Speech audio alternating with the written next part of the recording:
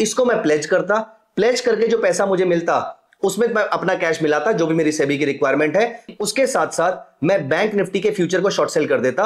अब मैंने यहां पर एचडीएफसी बैंक बाय कर रखा है और बैंक निफ्टी शॉर्ट सेल कर रखा है, मतलब मैं मार्केट में ब्रॉडली हेज्ड हूं। दोस्तों, प्लेजिंग आप तभी कीजिएगा जब आप प्लेजिंग समझते हैं। मार्जिन प्रोडक्ट्स की रिस्क मैनेजमेंट को हैंडल करने का तरीका थोड़ा सा अलग होता है। Please make sure that you are mature enough to manage the risk that you are taking in this strategy, क्योंकि यहां पर आप मल्टीपल फ्यूचर के साथ काम कर रहे हैं। हाय दोस्तों, वेलकम टू धन।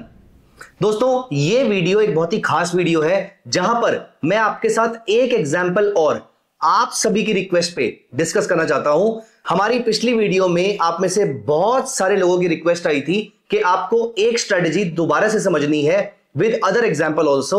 मैंने आपको स्ट्रेटजी की स्टार्टिंग में ही बात बताई थी कि ये एक कॉम्प्लिकेटेड स्ट्रेटजी है जो कि बहुत ही एडवांस ट्रेडर्स यूज करते हैं, और you well received that strategy. That's a beautiful thing. आपने उसको ट्राई किया, आपने उसको समझने की कोशिश करी, that is the most important thing.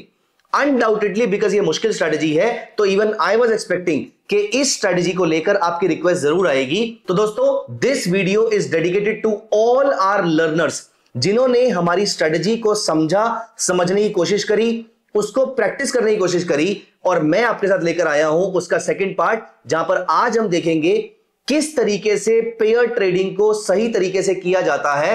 जहां पर हमने पिछले वीडियो में रिलायंस और निफ्टी का एग्जांपल लिया था, वहीं आज हम वहां पर सेक्टोरल एनालिसिस करेंगे, जहां पर एक सेक्टर का हैवी वेट हम उठाएंगे और उसका एनालिसिस करेंगे।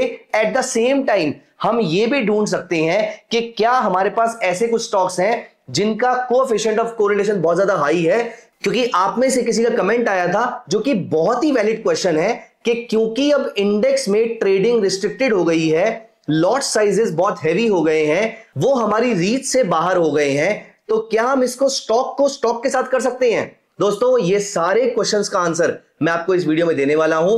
This is going to be a very very interesting video, and rather this can give you an additional source of income अगर आप इस स्ट्रेटजी को सही तरीके से मास्टर कर लेते हैं। तो जिस तरीके से आप स्पेकुलेट करके पैसा कमाते हैं, उस तरीके से यहां पर आप हेजिंग करके पैसा बना सकते हैं। This can open a new income stream for yourself. This can give you another way of thinking for yourself. आइए विदाउट एनी डिले जल्दी से डिस्कस करते हैं हम इस स्ट्रेटजी को और मास्टर करते हैं एक नई स्किल को। यहां पर मैं आपको लेकर चलता हूं अपने चार्ट्स पे, और मेरे चार्ट्स पे एचडीएफसी बैंक का 2 आवरली चार्ट लगा हुआ है। लेकिन सबसे पहले हमें यह चेक करना बहुत जरूरी है कि क्या इसका निफ्टी और बैंक निफ्टी के साथ कोरिलेशन है भी या नहीं है। तो यहां पर सबसे पहले मैं कोरिलेशन कोएफिशिएंट अप्लाई कर लेता हूं, और सबसे पहले मैं पता करता हूं इसका निफ्टी के साथ कोरिलेशन है। यहां पर हमने निफ्टी के साथ इसको अप्लाई कर दिया, क्योंकि ये निफ्टी का भी हैवी वेट है, और हम यहां पर नोटिस करते हैं कि मोस्ट ऑफ द टाइम इसका कोरिलेशन ना सिर्फ पॉजिटिव है बल्कि 0.9 के आसपास तक जाता है, and most of the time ये 0.7 से तो ऊपर ही रहता है। बीच में कभी कभी ये डिस्टॉर्ट हो जाता है, जैसे रिसेंटली निफ्टी अपना ऑल टाइम हाई हिट कर रही थी लेकिन एचडीएफसी बैंक नहीं कर रहा था। तो यहां पर दोस्तों हमें इसका निफ्टी के साथ कोरिलेशन दिख जाता है। इसके साथ साथ ही बैंक निफ्टी के साथ भी इसका कोरिलेशन देख लेता हूं। तो यहां पर अब मैंने निफ्टी की जगह बैंक निफ्टी डाल दिया और इसको अप्लाई कर लिया।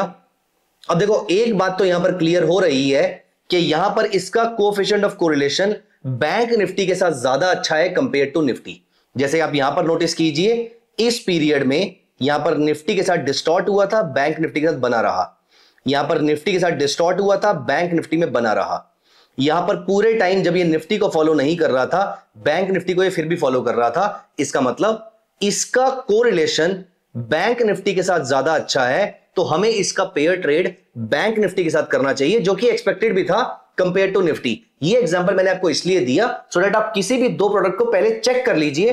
अगर इसका कोरिलेशन 0.75, 0.7, 0.8 या इससे ऊपर आता है, then it's a good product to go for pair trading. अगर इससे कम आता है तो हमें पेयर ट्रेडिंग करने की जरूरत नहीं है। Do not be greedy. जहां पर पेयर ट्रेडिंग की अपॉर्चुनिटी है वहीं पर कीजिए, अदरवाइज ट्रैप हो सकते हैं। इसीलिए यहां पर अब हम बैंक निफ्टी अप्लाई कर देते हैं। अब हम यहां पर comparative relative strength indicator apply कर देते हैं। यहां पर अब हम इनपुट्स में जाकर वापस 100 या 200 पीरियड की मूविंग एवरेज अप्लाई कर देते हैं। हमने एनीवेज पिछली वीडियो में भी 100 यूज किया था, हम यहां पर भी 100 यूज करेंगे। वैसे 100 और 200 में से आप कोई भी यूज कर सकते हैं, बस सिर्फ एक बात याद रखनी है कि कंसिस्टेंटली वही मूविंग एवरेज यूज कीजिएगा। फिर मैं यहां पर कंपैरेटिव रिलेटिव स्ट्रेंथ में भी अपने दूसरे सिंबल को चेंज करके बैंक निफ्टी कर देता हूं, और यहां पर हमने बैंक निफ्टी के साथ 100 पीरियड मूविंग एवरेज अप्लाई कर दी है।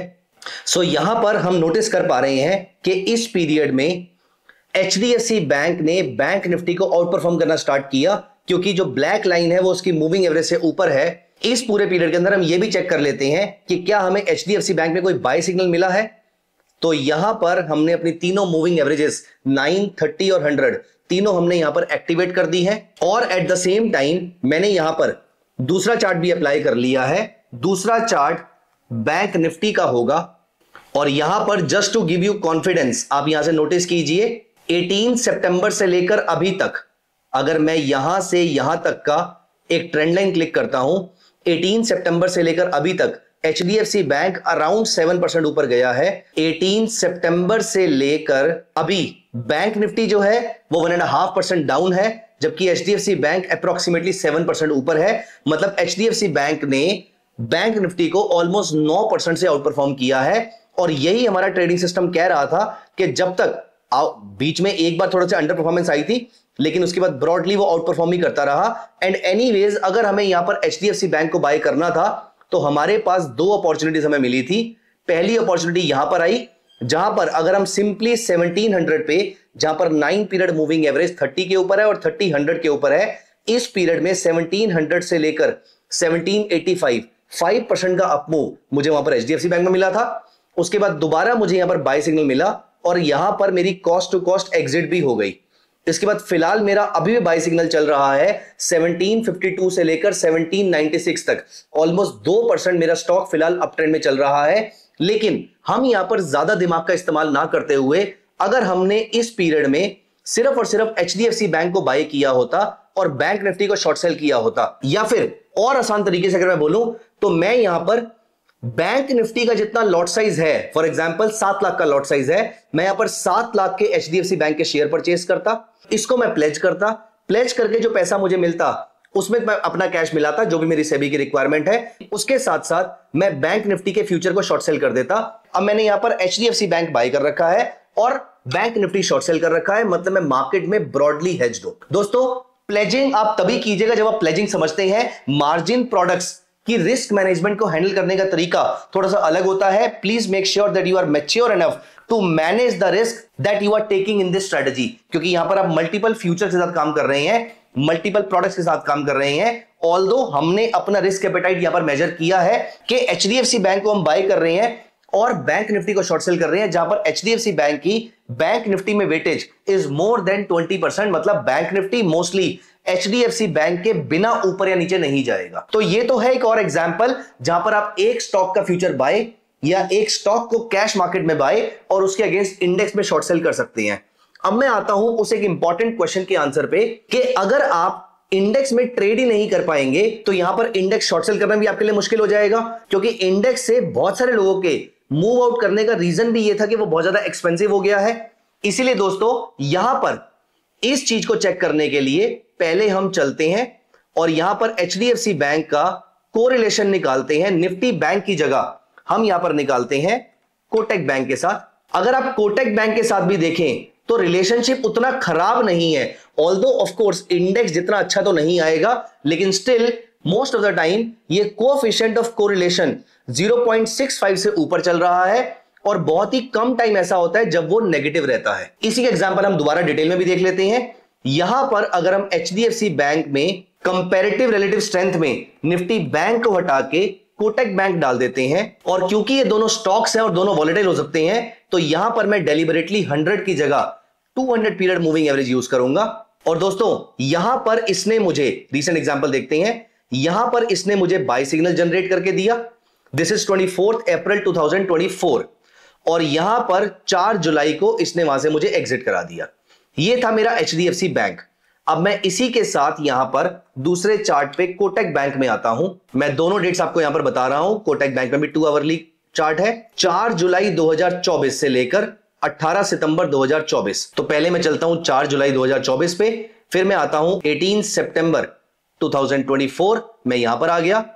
इस पीरियड में हमारे सेटअप के अकॉर्डिंग एचडीएफसी बैंक को आउट परफॉर्म करना था कोटक महिंद्रा बैंक को। तो यहां पर इस एरिया से लेकर इस एरिया तक एचडीएफसी बैंक ऊपर गया है 1.84%, वाइल अगर हम कोटक महिंद्रा बैंक को देखें तो कोटक महिंद्रा बैंक ऊपर गया है 1.74%।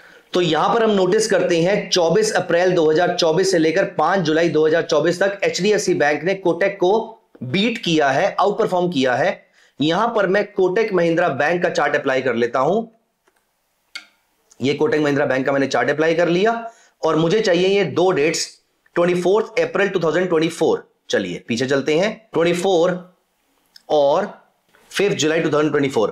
हम कह रहे हैं कि एचडीएफसी बैंक ने आउट परफॉर्म किया है। यहां पर नोटिस करते हैं इस जगह से लेकर इस जगह तक एचडीएफसी बैंक ने अराउंड 15% के आसपास का रिटर्न दिया है, जैसा कि आप यहां पर देख पा रहे हैं। यहां पर हमें अप्रोक्सीमेटली 15-16% के आसपास का रिटर्न मिला है। मैं आपकी क्लैरिटी के लिए मूविंग एवरेजेस हाइड कर देता हूं।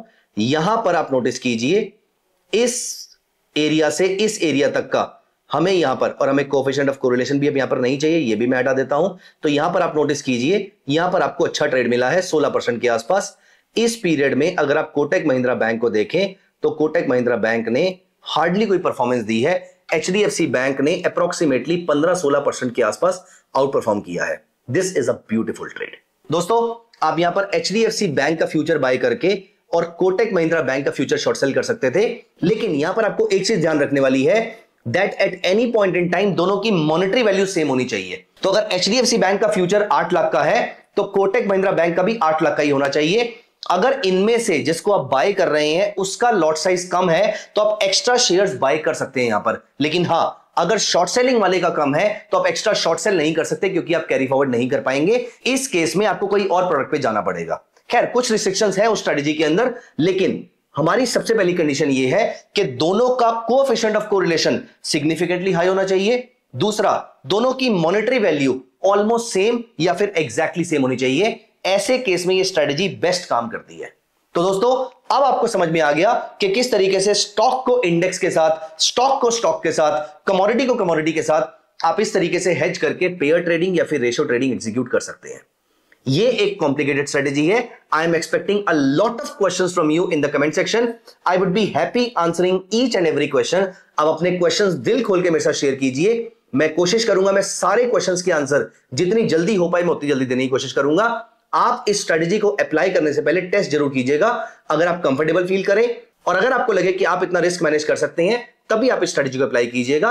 अगर आप इंस्टीट्यूशनल ट्रेडर हैं, अगर आप एचएनआई ट्रेडर हैं तो आपके पास एनफ कैपिटल है इस स्ट्रेटजी को इंप्लीमेंट करने के लिए। लेकिन अगर आप रिटेल ट्रेडर हैं तो please make sure that you know your risk before you execute the trade. So दोस्तों ये थी 2 वीडियो की सीरीज जहां पर मैंने आपके साथ रिलायंस का निफ्टी के साथ ट्रेड डिस्कस किया और आपकी रिक्वेस्ट पे फिर मैंने स्टॉक का इंडेक्स के साथ और स्टॉक का स्टॉक के साथ कोरिलेशन निकाल के आपको ट्रेड दिखाने की कोशिश करी है। दोस्तों ऐसे बहुत सारे एग्जांपल्स हैं जहां पर 2 प्रोडक्ट्स का कोएफिशिएंट ऑफ कोरिलेशन बहुत हाई हो सकता है।